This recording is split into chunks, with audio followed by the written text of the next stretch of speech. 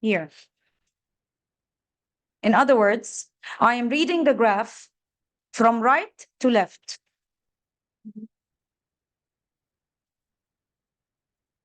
Yeah. It's always nicer to use the board. From right to left. I'm reading here, or I'm studying how well the hemoglobin is dissociating. It's releasing oxygen. Yes? So I can reading it from right to left. So here, from right to left, what happens to the affinity of the hemoglobin as the partial pressure of the oxygen decreases?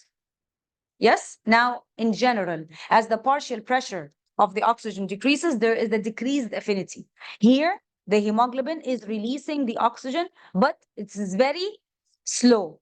Here, there is dissociation of oxygen, and it is very fast. Here, there's also dissociation of oxygen, but it will slow down again. You agree with me? This is the description part. Now, explanation part. Why is it slow up here? Because, huh? Yes, we want to get rid. Why is it not getting rid? Exactly. Again, the same idea. The hemoglobin, to get rid of the first oxygen molecule, it's difficult. I have hemoglobin, I have oxygen, I am saturated with oxygen, yes. Give me one, no. Okay? Giving you the first oxygen molecule and dissociating or breaking off the first oxygen molecule is not easy. After the first oxygen molecule is given away, everything else becomes easy. Conformation will change, but we don't have cooperative binding here, cooperative unbinding, but you don't even have to mention. Okay? So here, I do not give my oxygen away because breaking off from the first oxygen molecule is not easy. After I break off from the first oxygen molecule, the remaining just falls off. Okay? Here. We're in this part of the graph. How is this explained? A small decrease in the partial pressure of oxygen results in a great decrease in the affinity of oxygen. Small decrease in the partial pressure of oxygen results in a great decrease in the affinity of hemoglobin. The hemoglobin is breaking off. Take the oxygen, take the oxygen. Who is taking it? The respiring tissues. And then we'll go back to the last part of the graph. Again, the dissociation is happening in all cases, but it slows down again. Why? Why, Heidi? Breaking off also the last oxygen molecule is also not easy. Always picking up the first one or getting rid of the last one is not easy. Always the first oxygen molecule, whether in the loading or the unloading, is not easy. Clear? Okay. So is this graph clear? We broke it down? Good. Now this graph, sometimes I'm not going to read word by word. We don't have time. This graph either moves up or moves down. And the movement of the graph is called the Bohr shift, shifting. Now it's very easy. When the graph shifts up, there is an increase in affinity or decrease in affinity. Increase. The hemoglobin generally has a higher affinity to oxygen at every partial pressure. Okay? This means that if the partial pressure of oxygen is 6, in this graph, the affinity will be 50. In the graph above it, the affinity will be 70. Can you see that? So at every partial pressure of oxygen, there is an increase in the affinity. And when does the graph shift up? In two cases. When there is high partial pressure of oxygen and in fetal hemoglobin. When you were a fetus, your hemoglobin had higher affinity to oxygen because you had a lot of growing to do. You were not moving. You need the oxygen to grow. Okay? Now the graph also can move down, which shows a decrease in affinity. And when would there be a decrease in affinity, Yassine? You're sleeping. Here, this graph, why will it go down? Why will the hemoglobin suddenly have a decreased affinity? If what you're saying is not wrong, when there is less partial pressure of oxygen, and you will have less partial pressure of oxygen while you're smoking. And a higher pressure of carbon dioxide, yes, when you're respiring. Clear? So what they both said is correct. Good? Is the graph clear? Okay. Is the equation clear? Good. Now, these questions we answered before, and here it's showing you why the Bohr shifting happens. At the respiring tissues, I have lots of CO2, so the affinity for oxygen will decrease, and the affinity for the CO2 or the hydrogen ions will increase, so the graph will shift down. The affinity decreases, okay? The graph will shift downwards. This is known as the Bohr shift. At the lungs, the graph will shift up because I have more oxygen and more affinity to oxygen, and the graph will generally shift up because the affinity increases. Clear? Good. So it will move upwards when you are at the lungs, there is more oxygen, and in fetal hemoglobin. Don't forget fetal hemoglobin. Good. We're done. We're done. We're done. We're done. And we said that, and we said that, and we said that. Good. Now the cardiac cycle. I'll give you the cardiac cycle in 2 minutes, and then I'll give you a break. And then what we will have left, the altitude and the anatomy of the blood vessels, and the lesson is finished. Nice. It's easy when it sinks in. Okay. Now the cardiac cycle. First, we talk about the valves, and then why do the valves open and close? We have two sets of valves here called the atrioventricular valve. The one on the left is the mitral or the bicuspid. The one on the right, this is O-level. The one on the right is the tricuspid. Okay, and then we have the semilunar valves below the arteries. One below the aorta, known as the what? Aortic. One below the pulmonary artery, known as the pulmonary valve. Okay, it takes after the name of the arteries. Good. Now, what do I want? Yes, valves. How do they open? The valve, this is a valve. The valve will open when there is high pressure behind or in front of the valve.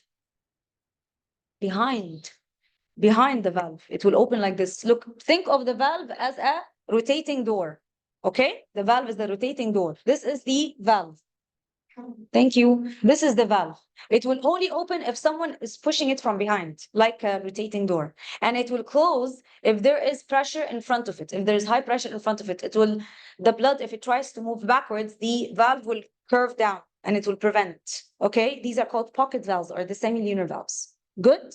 Now, when they keep on asking you about valves, because they love asking about valves, always relate the opening and the closure of the valves to pressure. So in their answer, if they say, for example, what is happening to the valves when there is ventricular systole?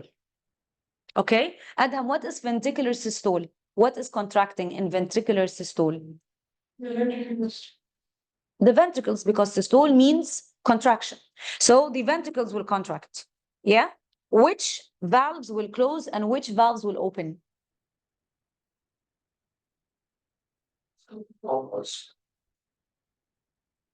These valves, the atrioventricular valves, they will open or close? They will close. Okay? And which valves will open? The semilunar valves.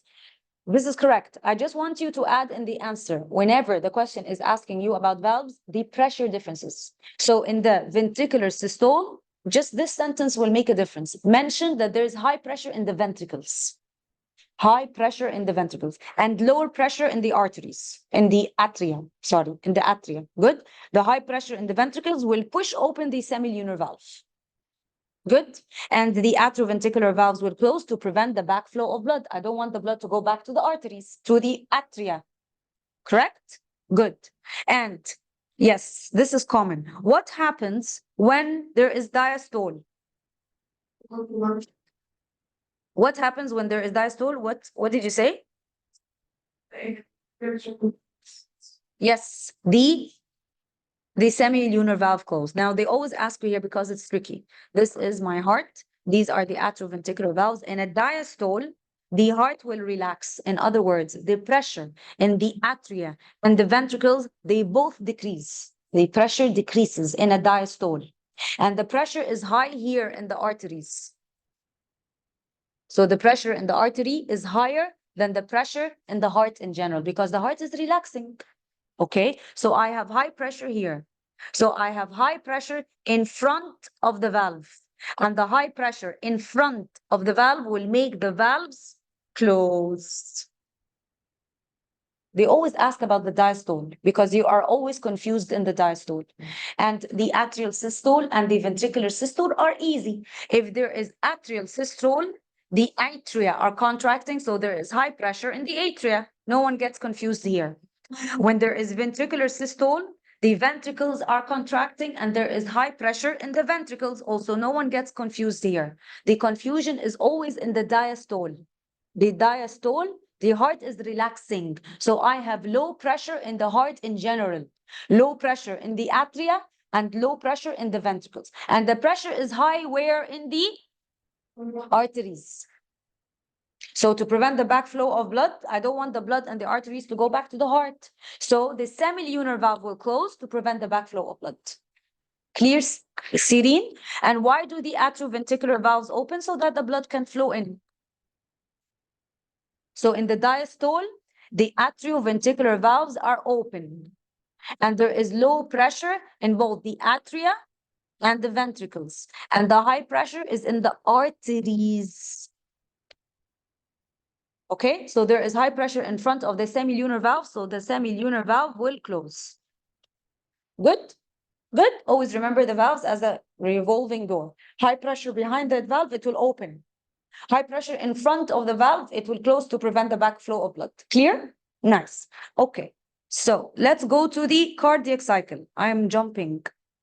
Let's go to the cardiac cycle, and then I'll take slide by slide to make sure that I am not jumping. So the cardiac cycle, who will remind me?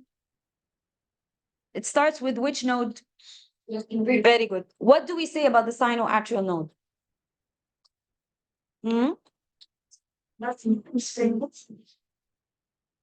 Shatur. And what about the wave of excitation? It's what? Controlled by anything or myogenic? Myogenic. Now, where is the picture? I don't know. There's the picture that I want. Gone?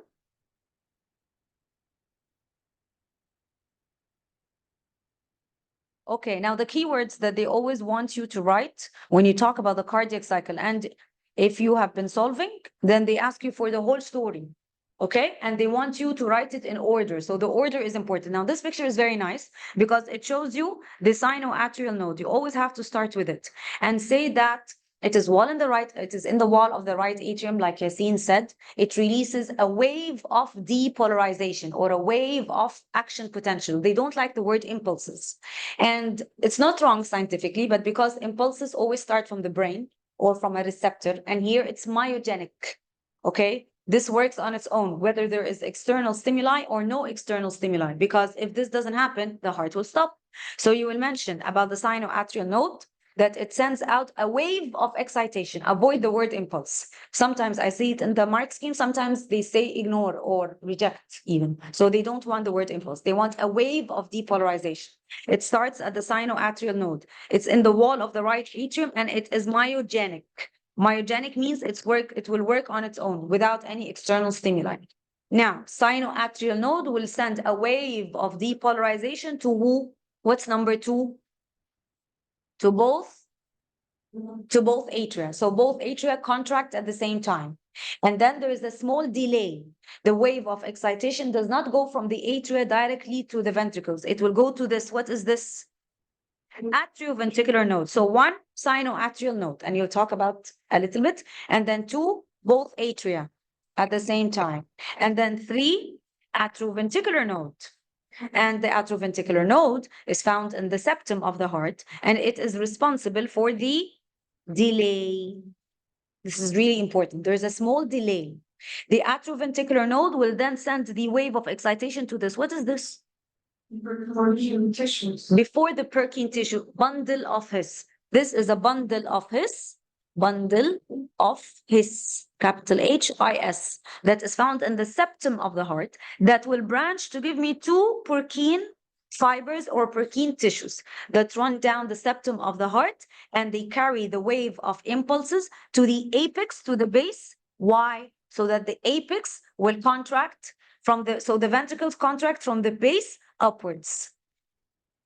So they contract at the same time, and they contract from down upwards, and this delay is very important. Why is the delay important? Yeah. Very good. To give time for the atria to empty, to give time for the ventricles to fill up, so that they both don't contract at the same time, so that the atria contract before the ventricles to prevent atrial fibrillation or to prevent wrong or any problems in the heartbeats. Wrong rhythm is called fibrillation. We don't want that. Okay? So again, cardiac cycle, very simple.